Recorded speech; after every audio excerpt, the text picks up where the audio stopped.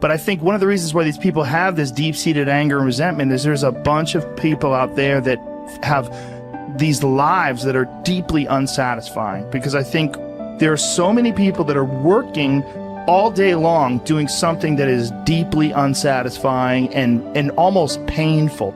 Yeah, it's soul killing. Soul killing. Yeah. They're stuck in traffic all day, and then they're stuck in a cubicle after that. They relish the time to take a shit in the bathroom and look at their phone. I mean, they literally do that. That's a highlight of someone's day. They get in traffic on the way home. They get home after that, they're watching television, and they're...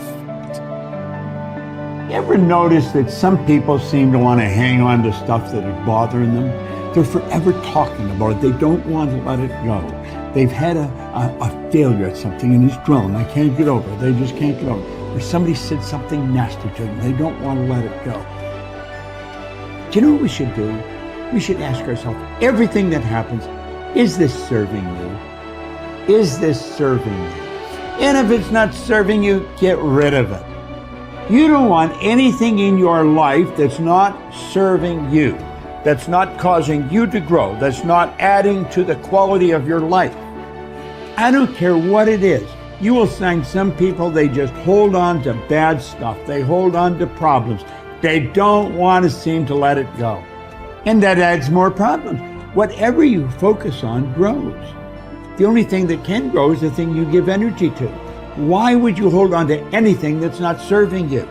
How bad does it have to get? I mean, to what denominator, to what lowest level do you have to reach before people really make up their mind to change? My message is, why wait? I mean, when you're feeling so altered emotionally, you feel so bad, that's the moment you could actually see yourself for the first time, because you're not answering your cell phone, you're not responding to all your texts, you're not watching TV, you're not going out to dinners, you're not calling people back.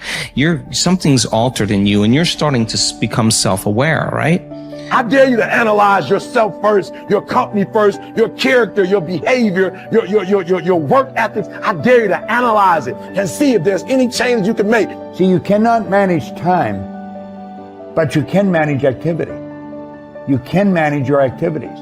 Make certain that what you're doing really makes a difference. Make certain that you're spending your time on activities that are productive, that are taking you in the direction of your goal. If you think about the person that you want to become, what's that person do every day that you don't do right now? And when you start to do the thing that the person you want to become is doing, you leverage something called behavioral activation therapy. And that is a whole body of research that says when you act like the person you want to become, it's the most powerful way to change a habit. It's even better therapy than talk therapy, because the action proves to your brain that you're becoming that person. You're seeing the change through the action, and so then the brain catches up and starts to relate to you like a person that's confident, or a person who adores their appearance, or a person that celebrates themselves exactly as they are. Before you start the day, ask yourself, how do I want to think today? How do I want to feel? How do I want to behave? I mean, what would greatness look like? What would love look like today? What could I do that would be really cool for me at the end of the day? Say, wow, so I had a good day today. What would make me feel that way? And if you can't find an answer to that, start reading. Who reads anymore? Read a book. I read so many books a week. I know, I'm that way too. So read something about, you want to be wealthy? Read a book about someone who became wealthy, and get real and realize they may have failed 50 times before they actually pulled it off. Or what were their characteristics? What were their traits? What made them? It wasn't about their wealth, it was about who they became. That's the key, right? So fill your brain with a little knowledge, and then just start asking yourself, what's the greatest expression of myself that I can be today? And rehearse it. Rehearse how you're going to be. And then if it leads to a different choice, that's the unknown. Mm-hmm. And just know that it's not going to be predictable. It's going to be a little uncomfortable. That's where the magic happens. If you can stay relaxed and awake in the unknown, things get pretty exciting. When you're back to the known, you're back to the familiar. Don't expect anything to change in your life. And if you say it's that person or that circumstance, you defaulted and went back to the program of the victim, allowing your outer environment controlling your thoughts and feelings. If you truly do this well, This is what I discovered. If I truly feel the feelings of my future before they occur, and I live in that state, I'm no longer looking for it to happen. How could I look for it if I feel like it already has, right? So I try to stay in that state, because then I'm not separate from it. And that tends to be when the magic happens. There's no control anymore. There's no predicting. There's no perfectionism. There's none of, all there is just kind of an experiment. Like, I'm experimenting to see if I changed my thoughts and feelings, if my life will change. And that should be the experiment everybody has. And do it with curiosity, and do it with just seeing if the experiment works. If it doesn't, change something else about yourself until it starts to work. Deciding who are we going to be. You know, we shouldn't hope to end up one day a magnificent, strong, beautiful, capable, kind, loving person. We should start living like that today, hopefully, so that we become that. That who we become is not an accident, but hopefully a purposeful intent. That our days and how we approach our days are literally driven by the intention of who we're going to bring. That we bring our character into each of the circumstances of our lives, and by doing that, maybe we can't always direct every circumstance of our life. We can't control everything, but we can certainly control our responses to them. We can certainly dictate who we're going to be in those circumstances, and that helps us achieve our ultimate destiny that we desire, not one that just lands on us. I think the other thing that really comes to people's into their power is when they really discover that, you know, each of our days is something that we can also design. Not just design who we're going to be. How are you going to design your day? What's this day going to be about? What's going to get your attention? What's going to get your focus? And what should not be getting your focus is just your inbox, or just what I call browser blackout, clicking around on all these blue links or images, or swiping here and swiping there, and then losing 4 or 5 hours of your day. Because what ends up happening for so many people is they lose 2 or 3 hours to distraction each day, maybe 4 hours of distraction of television a day. And over the course of their lives, now a decade is gone of opportunity, a decade of missed opportunities to connect with your family, to achieve your dreams, to work a little harder, to contribute that thing you always contribute, to learn that skill that you wanted to learn.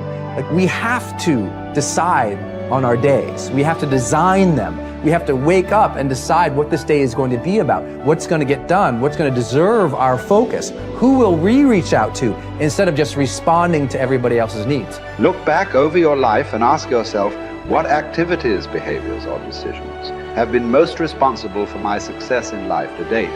You will probably find that less than 5% of the things that you have said or done have accounted for most of the success you have enjoyed. You may find that it was your unique ability to solve a particular kind of problem or to take advantage of a particular type of opportunity. You may find that your special talent was an interpersonal skill that enabled you to influence and persuade other people at a particular time and place. You may find, on analysis, that it was an ability to take charge and accept responsibility for accomplishing a particular goal. Whatever has been responsible for your successes in life to date may be a good indication what you should be doing in the future. Analyze your work based on the measure that I call return on energy. Leaders in every field deliberately apply their talents and energies where they can achieve their greatest return on the amount of energy, mental, emotional, and physical, that they invest in any endeavor. They refuse to take on jobs or work in areas where they cannot perform at exceptional levels. They treat themselves as valuable resources, and they spend their energies very carefully. One of the questions that you might continually ask yourself is this the best possible use of my time and energy? Is what you are doing right now the most valuable thing that you could be doing, given your particular combination of talents and abilities? Often answering this question will help you to see that there is a vast difference between what you are currently doing and what you should be doing if you want to be fulfilling more of your potential. Once you have chosen your ideal job or occupation for this stage of your career, your biggest responsibility is to make the decision to become very good and then to become excellent at what you do. In a lengthy study on successful Americans, the Gallup organization discovered that expertise, or being recognized by your peers as one of the very best in your field, was one of the essential ingredients for success in American life. We said before that self-confidence comes from positive knowing rather than positive thinking. It is only when you know that you are outstanding in your chosen field that you really feel terrific about yourself, and that you enjoy high levels of self-confidence. Men and women who are good at what they do and who know that they are good at what they do are very different from those who are only average. They walk and talk and dress and behave differently. They have an attitude of assurance and certainty about themselves that causes them to stand out in any group. They have a deep down sense of self-worth and self-confidence that is evident to everyone around them. The quality of a person's life is in direct proportion to their commitment to excellence, no matter what their chosen field.